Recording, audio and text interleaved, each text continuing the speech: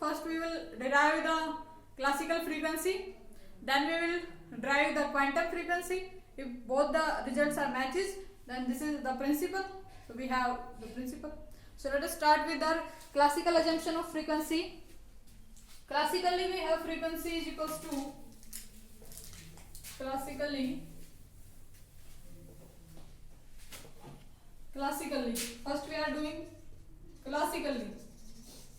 So classically the frequency is, you know that frequency is 1 over time period, and time period of electron to complete one cycle, and it will be time period is 2 pi r over velocity. This is classical frequency, and we have derived in a previous lecture the value of velocity and the value of radius. So let me write what was the value of radius and velocity. So the value of v was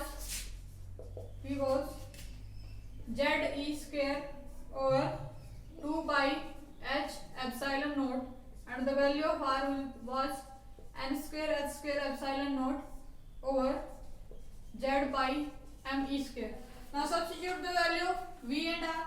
We have ze square over 2 pi h epsilon naught into 2 pi, the value of r is equals to n square h square epsilon naught over z pi m e square. So this will be the value for frequency. So what we can write from here, z square e raised to the power 4 m pi to pi cancelled, and we have h cube, the value of h becomes h cube n square epsilon naught square, and 2 becomes 4. Anything else? Nothing left. Everything is sorted out. This is twice of, if we multiply this is with 2c. Why we are multiplying it with 2c? Because we have the value of r infinity is equals to m e square over 8 epsilon naught e raised to the power 4, 8 epsilon naught square n cube h cube c. This is the value of Rydberg constant for infinitely heavy nucleus. So making this form, we multiplied this equation with twice of c and dividing this. So we can make the formula z square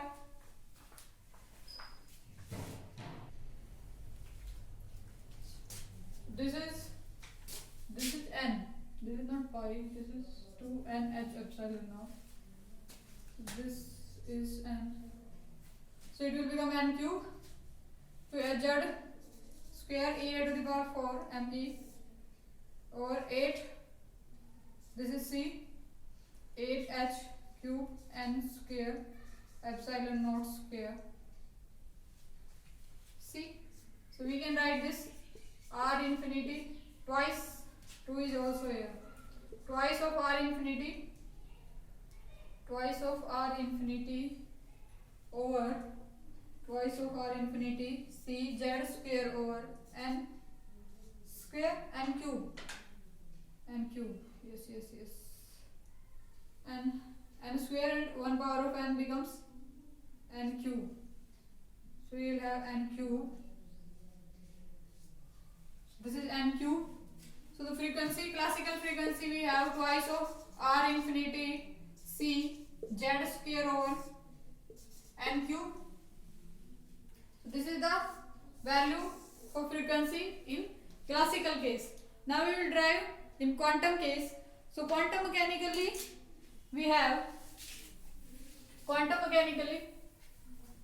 this is classically, and we will see for quantum mechanically.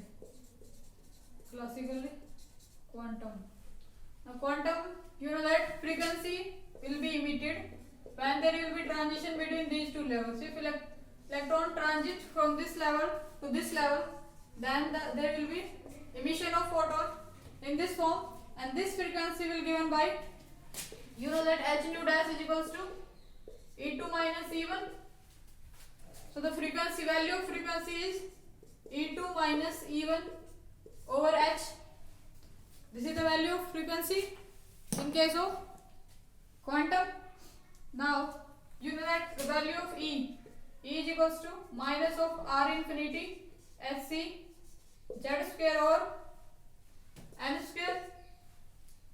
This is the value of energy. Now for n is equals to 1 and n is equals to 2, we can we write the value? What will be the value for n? Substituting this in this equation, we will have frequency is equals to nu dash is equals to R infinity C Z square, h is cancelled from upside down side, over 1 by n1 square minus 1 by n2 square. This is the value of frequency. So this Bohr's correspondence principle says when the value of n becomes very large, so we will take the transitions of n to n plus 1, where n is very large, where n is very large, n is very large. So what will be the case? Let us derive nu dash is equals to C R infinity Z square 1 over n square minus 1 by n plus 1 square. Now solve this equation. C R infinity Z square n plus 1 square minus n square over n square over n plus 1 square. So what will be the value? C R infinity Z square n square plus 1 plus 2n minus of n square over n square into n plus 1 square. So you can see n square cancelled.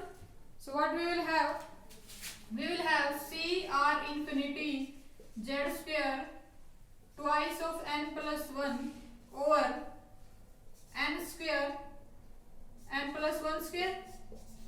So as n is very large, so can we write n plus 1 is nearly equal to n? So what we will have? This will be 2n and this will be n square. So we can write this value as 2n and this value as n square. So we can write 2n and this is n square.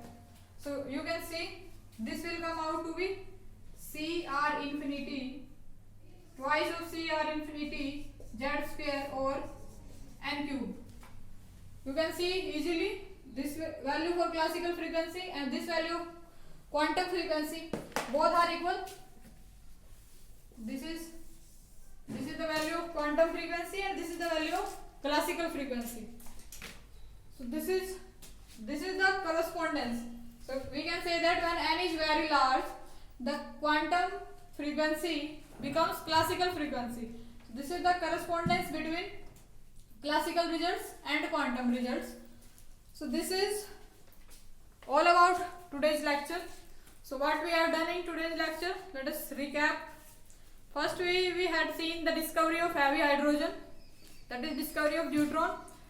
After that we compare the spectra of helium and hydrogen, and after that we had de Broglie's interpretation, Wilson-Sommerfeld quantization condition for energy and for angular momenta, and this is the correspondence principle. Next in next lectures we will do previous year questions and elliptical concepts of orbits too. Till then, stay tuned. Thanks for watching.